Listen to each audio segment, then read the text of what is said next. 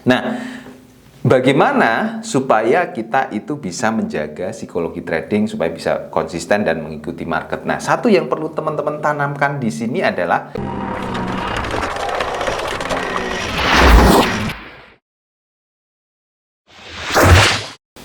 halo teman-teman, selamat datang di channel saya, Ardi Novianto Putra. Kali ini kita akan bahas mengenai psikologi trading untuk menjaga konsistensi. Jadi, untuk profit konsisten itu kita perlu melibatkan dari sisi psikologi juga ya. Karena untuk profit konsisten kan kita bicara soal trading dalam waktu yang cukup lama ya. Trading dalam waktu yang cukup lama itu artinya akan banyak sekali kita menemui perubahan market yang benar-benar tidak jelas.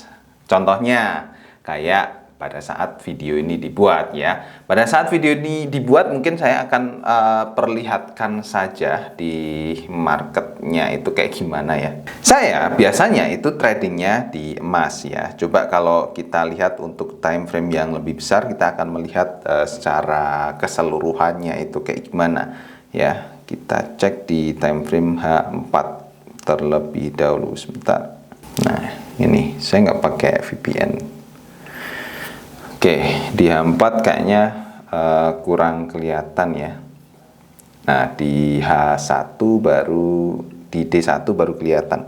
Di sini, di D1, di time frame besarnya, itu kita melihat bahwa emas itu sebenarnya sedang trending ya. Di bulan-bulan Maret tahun 2023 itu, emas itu sedang trending. Dan trennya itu jelas, arahnya itu naik ke atas. Sampai dengan bulan Mei tanggal 4 tahun 2023, pada saat itu setelah ada FOMC ya, kemudian pengumuman suku bunga, dan diumumkan juga suku bunganya itu naik, lalu kemudian harga emas itu juga ikutan naik, tapi setelah itu langsung turun dan membentuk tren turun. Nah, tren turun ini kalau teman-teman belajar mengenai Elliott Wave ya, ini merupakan suatu gelombang ya, satu gelombang sempurna ya, artinya gelombang impuls dan gelombang koreksinya gitu ya. Jadi udah selesai nih. Kalau ada trending seperti ini naik, itu kan jelas ya, open posisi kita didominasi dengan buy, dan ketika terjadi koreksi pada time frame D1 terutama, berarti kan open posisi kita didominasi dengan sell kayak gitu. Nah, setelah itu market itu ternyata nggak lanjut untuk meneruskan arahnya ya. Ternyata market itu malah memilih untuk sideways yang cukup lama ya. Ini sebenarnya nggak begitu lama ya, tapi sudah sudah hampir dari 1 bulan ya, dari tanggal 25 Mei sampai 20 Juni, hampir 1 bulan ya proses sideways-nya. Nah, kalau kita menghadapi market yang terbiasa seperti ini, yang sudah trending seperti ini, kan gampang banget tradingnya. Tinggal ambil posisi yang cukup banyak itu ya, targetnya cukup banyak itu kan.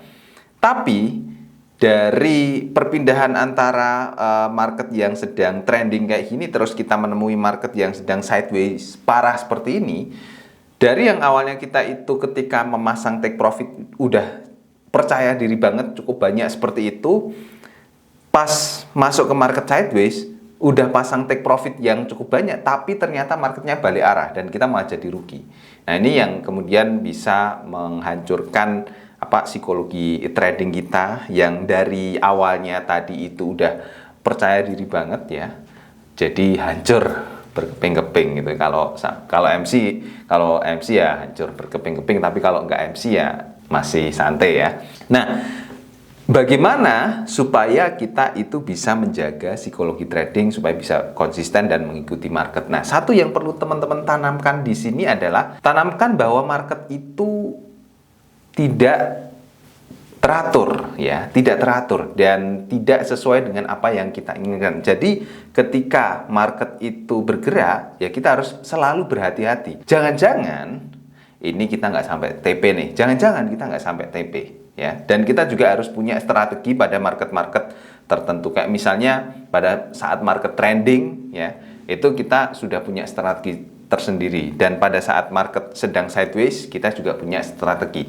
Andaikan kita cuma punya satu strategi aja, ya, kita tinggal mengikuti strategi itu, dan strategi itu kira-kira cocoknya di market yang seperti apa. Kalau strategi itu cocok di market yang sedang trending, berarti ya fokus kita trading pada saat market sedang trending saja. Trending itu maksudnya arahnya jelas ya, naik ya naik, atau turun ya turun gitu ya. Tapi kalau strategi itu nggak cocok untuk market yang sedang sideways, sedangkan kita cuma punya satu strategi itu aja, ya kita nggak perlu trading pada saat market sedang sideways.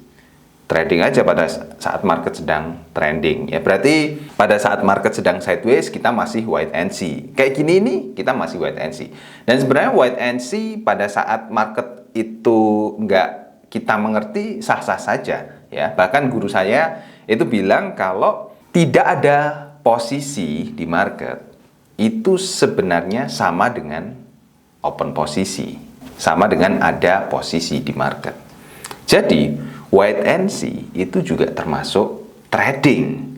Bukan artinya teman-teman nggak trading, bukan ya. Teman-teman itu juga masih termasuk teman-teman itu trading, seperti itu gitu ya.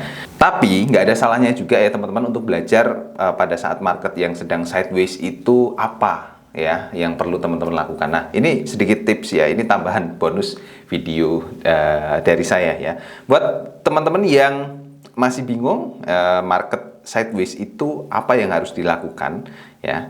Ya teman-teman bisa merubah pandangannya, merubah point of view-nya. Teman-teman bisa merubah di time frame yang lebih kecil. Misalnya di time frame M30, M15 nih seperti ini. Ini marketnya tadi habis naik, habis itu turun drastis gitu ya, secara tiba-tiba. Atau kalau kurang kecil ya berarti ke M5 ya, M5. Jadi di market itu teman-teman akan mendapatkan momentum harga gitu. Walaupun ya jauh ya, tapi tetap kita dapat momentum harga yang lumayan juga, seperti itu. Ya, kira-kira seperti itu teman-teman untuk sharing saya pada video kali ini. Semoga bermanfaat ya, dan semoga teman-teman juga bisa menjadi trader yang profitnya bisa konsisten ya. Kalau teman-teman masih belum bisa trading, teman-teman pengen belajar trading, teman-teman bisa belajar di Gain Hunter. Linknya ada di kolom deskripsi video di bawah ini ya, gainhunter.com/free. Bisa teman-teman akses langsung saja di situ. Oke teman-teman, sampai ketemu di video selanjutnya. Bye-bye.